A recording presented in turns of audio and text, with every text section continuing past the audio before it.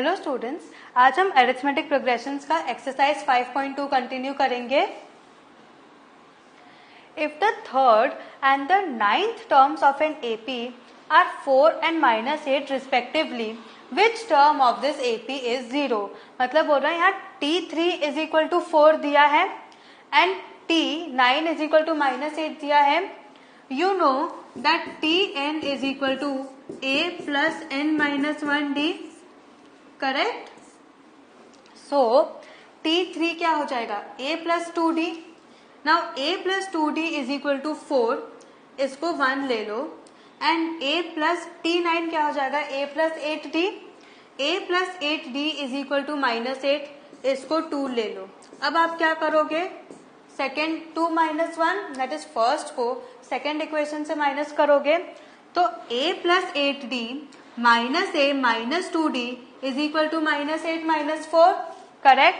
So A and A cancel हो गया. 8D minus 2D क्या हो जाएगा? 6D. 6D is equal to -8 minus 4 is -12. So D is equal to -2. Correct. Now अब आप D को कोई भी इक्वेशन में सब्स्टिट्यूट कर दो. Suppose A plus 2D is equal to 4. ठीक है.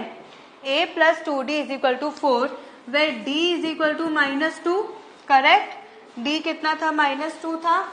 सो A plus 2 into -2 is equal to 4. That is A minus 4 is equal to 4. तो A कितना हो जाएगा? 8. करेक्ट. A 8 हो जाएगा क्योंकि ये 4 second side of the equation में जाके साइन चेंज हो जाएगा, प्लस हो जाएगा. सो A इज इक्वल टू 8. अब आपको फाइंड करना है कि विच term of this AP is 0. ठीक है. So let the nth term of an AP be 0. That is Tn. That is Tn is equal to 0. That is A plus n minus 1D is equal to 0. A कितना है? 8. So 8 plus n minus 1 into D is -2 is equal to 0. Correct. तो अब मैं n minus 1 into -2 को दूसरी जगह ले जाती हूँ. इस पूरे को मैं दूसरी जगह ले जाती हूँ क्योंकि -2 n minus 1 से मल्टीप्लाइड है. So 2 into n minus 1 is equal to 8. n minus 1 is equal to 2 4 जा 8. सो n क्या हो गया? 5. Therefore the fifth term of the AP is 0. Fifth term of the AP 0. ये सेम सम हमने पहले के सेशंस में किया है. करेक्ट. याद आया? इसीलिए यहाँ पे मैंने जल्दी क्या है, ध्यान रखना कोई मिस्टेक नहीं होनी चाहिए, साइन मिस्टेक नहीं होनी चाहिए. ठीक है. Next, the 17th term of an AP exceeds its 10th term by 7. मतलब कि जो AP में जो 17th टर्म है वो 10th टर्म से ज्यादा है बाय 7. ठीक है. मतलब डिफरेंस कितना है 17th एंड 10th टर्म के बीच? 7. ठीक है. Find the common difference. आपको यहाँ कॉमन डिफरेंस फाइंड करना है. So let A be the first term and D be the common difference. हमने ऐसा क्यों लिया? क्योंकि यहाँ पे आपको AP में लिस्ट ऑफ नंबर्स नहीं दिया है. इसीलिए क्योंकि आपको लिस्ट ऑफ नंबर्स नहीं दिया है, हम इसीलिए अज्यूम कर रहे हैं कि first number will be A and common difference will be D. ठीक है. So Tn is equal to A plus n minus 1D. ये कॉमन जनरल फॉर्म है. सो आपको यहाँ T17 एंड T10 मिल सकता है. T17 can be written as A plus 16D and T10 can be written as A plus 9D. Correct.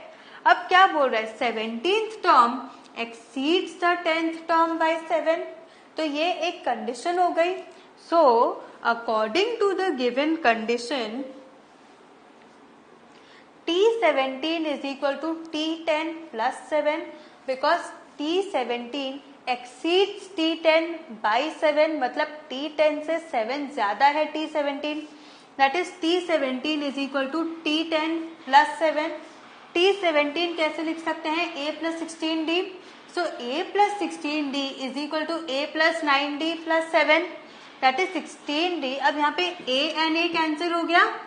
Correct. So 16D minus 9D is equal to 7. 16 minus 9 is what? 7. So 7D is equal to 7. Thus D is equal to 1. Thus the common difference is 1. समझ में आया? Very easy sum. Next, which term of the AP, अब यहाँ पे आपको AP की series दी है 3, 5, 3, 15, 27, 39 will be 132 more than it's 54th term. मतलब कौन सा टर्म इस एपी में 132 से ज्यादा होगा 54th टर्म से, ठीक है। सो ए इज 3, डी क्या हो जाएगा 15 minus 3 which is equal to 12। Now you know that Tn is equal to a plus n minus 1d. Correct? This is the general form. Correct? आपको पता है ये जनरल फॉर्म अभी तक याद हो जाना चाहिए. No mistakes. Okay? So T54 क्या हो जाएगा a plus 53d. Correct? a आपको पता है 3, d पता है 12. So T54 will be 3 plus 53 into 12. 53 into 12 कितना होता है 636. तो T54 कितना हो जाएगा 639. सो अब आपको क्या करना है, n टर्म फाइंड करना है जो कि 132 मोर है 54 टर्म से. So let a n be 132 more than it's 54th term. Correct? यहाँ 54th टर्म क्या हुआ 639. ठीक है, अब आपको ए एन फाइंड करना है. So a n is equal to T54 plus 132. अब ये सम सिमिलर है आपके प्रीवियस सम से जिसमें T17 is equal to T10 plus 7 था. अब यहाँ पे क्या है T54 प्लस 132, बट आपको यहाँ पे फाइंड करना है कि ये n की वैल्यू क्या है. Correct? So a n is equal to 639 plus 132 क्योंकि हमने जस्ट फाइंड किया T54 की value which is equal to 771. So now you know that a n is equal to a plus n minus 1d and a n आपको मिल गया 771. so 771 is equal to a कितना था 3, a कितना था यहाँ पे 3 plus n minus 1 into d कितना था 12.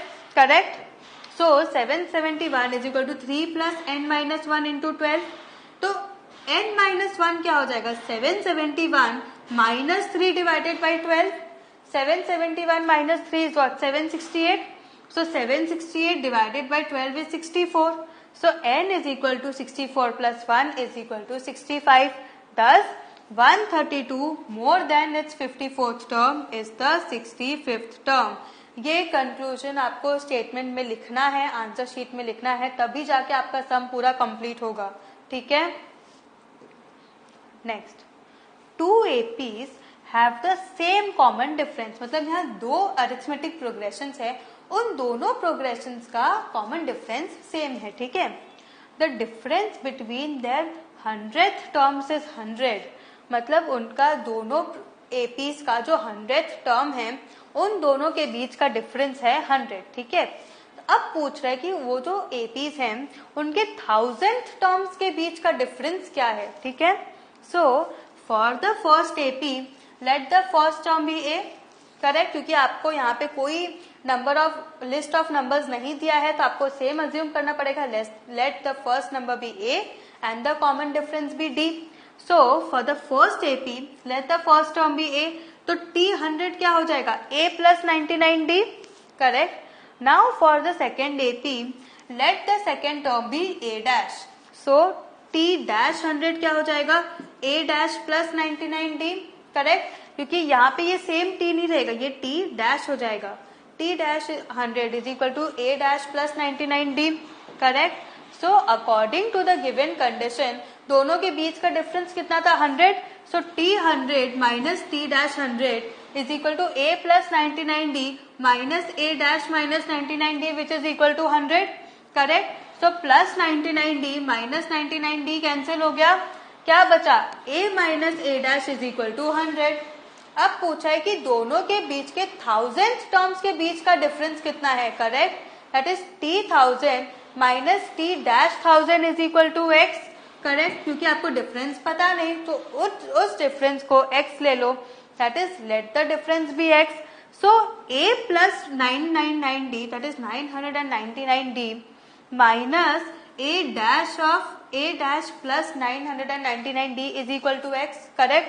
क्योंकि T1000 can be written as a plus 999d and similarly T-1000 can be written as a dash plus 999d। Correct, समझ में आया?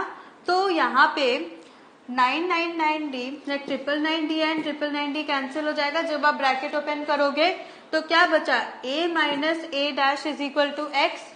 सो x is equal to 100। Do you know that? कैसे? क्योंकि हमें यहाँ पे मिला था x is equal to 100। So the difference between the 1000th term is 100। समझ में आया? समझ में आया हमने क्या किया? So the difference between the 1000th term is 100।